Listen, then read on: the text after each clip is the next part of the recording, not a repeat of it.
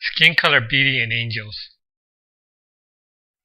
I've explained the angelic design and purpose for animals, sex, gender, children, and sexuality via other videos. But what about race, skin color, or whatever you want to call the varieties of human beings on planet Earth? Is there a design for the human variations? As a reminder, the design and purpose of life's concepts make sense relative to assuming reincarnation exists to create angels out of souls as part of an intelligent design. Physiologically speaking, human races aren't species, since humans of various skin color can interbreed. Meaning the human races are defined based on the average of the physical appearance of groups of people, so a type of arbitrary classification. Nonetheless, the differences between people and races go beyond skin color and tend to have physiological differences too, like the size of body parts or the shape of the eyes, etc., and internal differences scientists notice through research. So collectively, why do these differences exist in life? Relative to reincarnation, if you consider the implications, the soul tends to be constantly attached to a body. Death is a separation of the soul from a specific body, while reincarnation means that soul will then bond with another body. As part of this angelic design for reincarnation in human races, the state of your soul, karma, will then have an impact on the physical appearance of your subsequent body. As discussed via my videos, the design of reincarnation is about shaping the mind and soul, such as so you will learn goodness across lives to become an angel. And so the body you were born with is like a snapshot of the state or karma of your soul at the time of the death of your previous life. Including your beauty or ugliness, they reflect the beauty or ugliness of your soul. This doesn't mean beautiful people can't act snooty, selfish, and self-absorbed, such as in response to the beauty they were born with. And when beautiful people do ugly things, you tend to remember them for their ugly deeds, hence coloring them ugly in your mind as a result.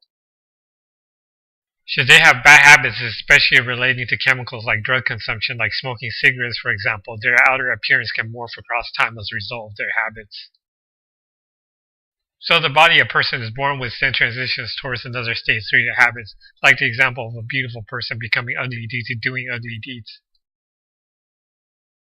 But what about people born uglier? They might compensate by working on their personality to increase their worth, such as to attract people with their personality instead of physical appearance, such as while in pursuit of love. So know how an ugly physical appearance can compel souls to work on their intangible qualities due to other angelic concepts such as love. As such, the physical appearance you were born with carries a personal set of lessons in response to your past karma, meaning your actions from a past life earned you these lessons attached to your present body. Please know if not for this system of reincarnation and karma, then life seems unfair and arbitrary for people to be born with varying beauty, ugliness, and other physical characteristics, unfair due to a lack of free will determination. On the other hand, beauty should be viewed as a lack of body karma because human beauty is defined as being average looking, such as against the golden mean. Otherwise, deviations from the averages of the golden mean can make you look freakish, like you might be too short or your ears are too big, etc. So should you approximate the golden mean and appear beautiful as a result, that means there's a lack of body karma lessons attached to your soul, so you look like what a human being ought to look like, and what your angelic body should look like as well. Relative to reincarnation, please know each soul is capable of becoming ugly beautiful as an animal or as a human being of any variety, determined by your accumulated deeds called karma. Once a body exists, the physical structure of a body is slow to keep pace with the fluid changes to people's mind and soul, such as requiring years for changes to appear. Then death and reincarnation allow the body to catch up with karma. And karma then builds up in disparity again with the next body, waiting for the subsequent deaths to even out, like how pressure can build up seeking a release.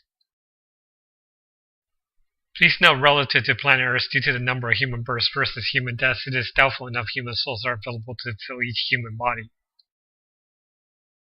As such, discussed in a video about reincarnation, animal souls of varying qualities should be logically drawn into human bodies as a result.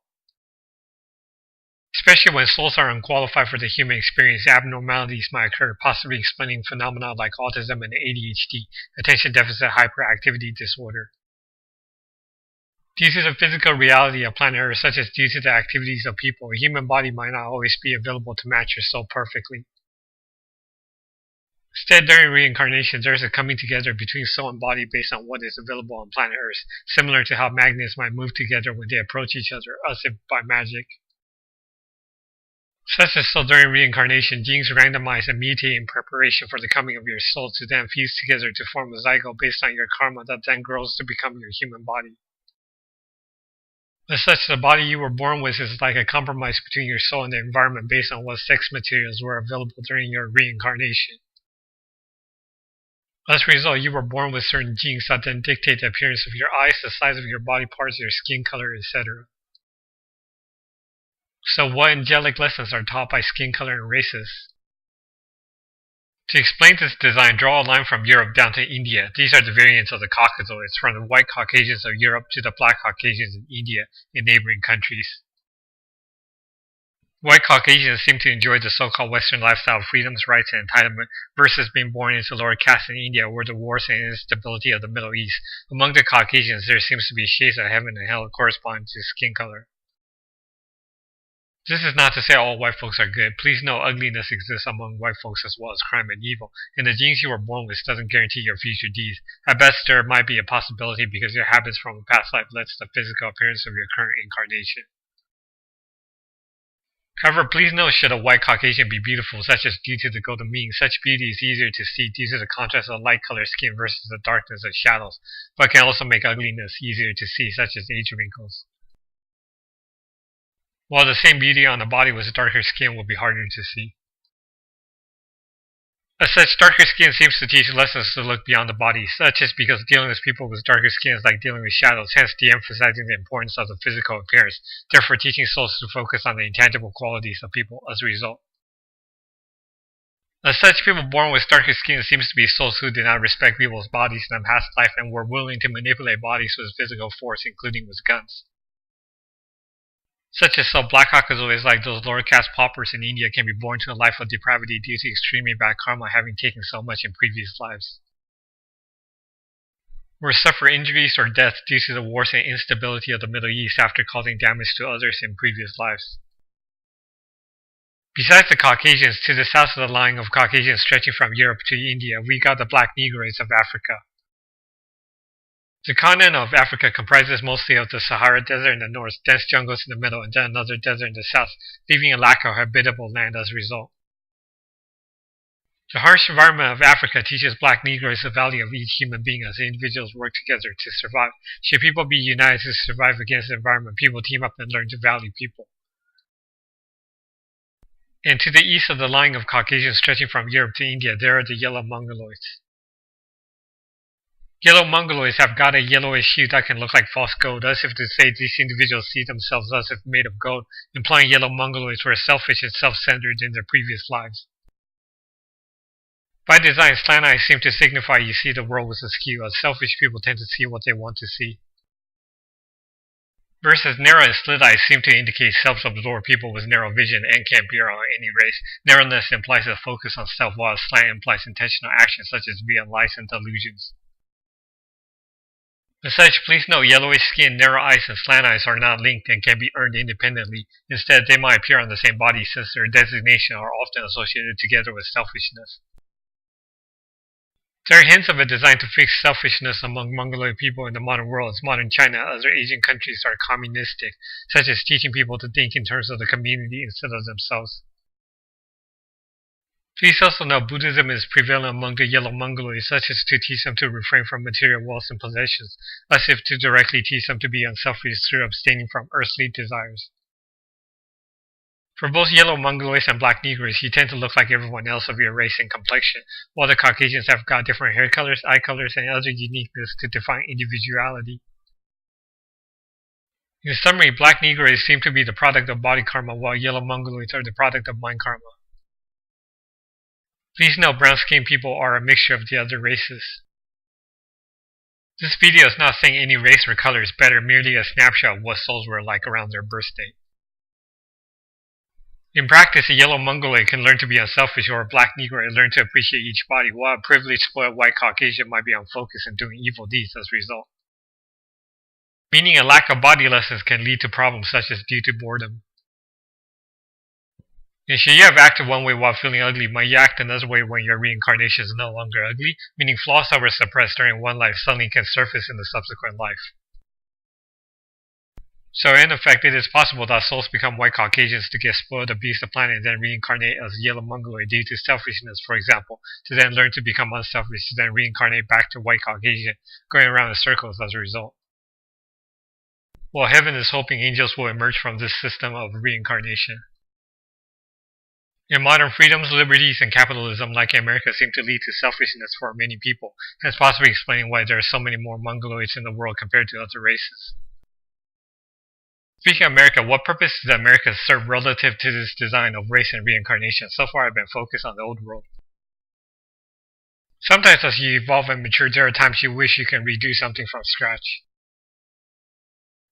As such, the angelic design of the Americas seemed to be to allow the old world to mature to then start new countries in the new world based on mature concepts. Not saying this happened perfectly for planet Earth, since selfishness seemed to have prevailed to have displaced the Native Americans and excluded them from much of the founding of the New World countries. But there were hints of social maturity among the democracy, personal freedoms, rights, and liberties of the United States, such as because Europeans had a chance to consider what they wanted while founding a new country, hence drawing together ideas extracted from the old world. And as a historical example, the democracy and lifestyle of the United States has spread to the rest of the world since they appeared ideal and good. Meaning angels saw a chance for a utopia should continents be divided by large oceans, therefore allowing old world countries to mature and to consider social ideals while new countries are founded in the new world, which can then spread to the rest of the world, producing a better world as a result. As far as I can tell, this seems like the design for the human races and the geography of planet Earth, where yellow Mongoloids seem to have lessons about the mind, while black Negroids seem to have lessons about the body. And white Caucasians seem to dominate movies and media since their lighter skin color makes beauty easier to see due to higher contrast against shadows. And many of these celebrities seem to abuse drugs and overdose or otherwise ruin their lives due to addictions and other bad behaviors, showing us what can happen to folks who are born white and beautiful and lacking any specific body lesson to work on. So instead of viewing this video as saying one race is being punished or one race is better, please view reincarnation as saying any individual is capable of becoming any color, any gender, any life form, any beauty or ugliness, etc. Meaning your skin color and race was merely the starting point relative to the state of your soul and karma during your birthday, but your deeds during your life are determining the race and color of your body in your next life unless you become angel. And beautiful people don't have to become ugly if they knew and understood where their beauty came from and what they need to do to sustain their beauty or make themselves even more beautiful. Otherwise, why are some people born better looking or born of a certain color? Life seems chaotic and unfair until viewed relative to reincarnation and angels to then recognize this intelligent design I have described. Hopefully this video was successful explaining this design of life and beauty to you, giving your life meaning and purpose as a result. Thanks for watching.